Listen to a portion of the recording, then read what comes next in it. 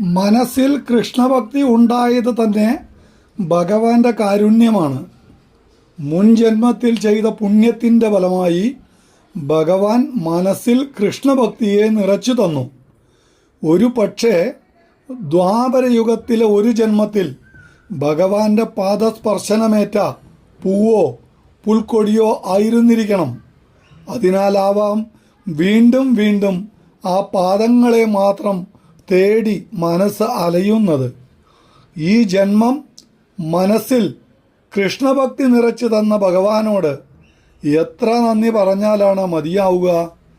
കൃഷ്ണനെ അറിയാതെ ഇരുന്നെങ്കിൽ, ഭക്തിയുടെ ആനന്ദം അറിയാതെ ഇരുന്നെങ്കിൽ ഈ നരജന്മം നിഷ്ഫലമായി പോയേനെ.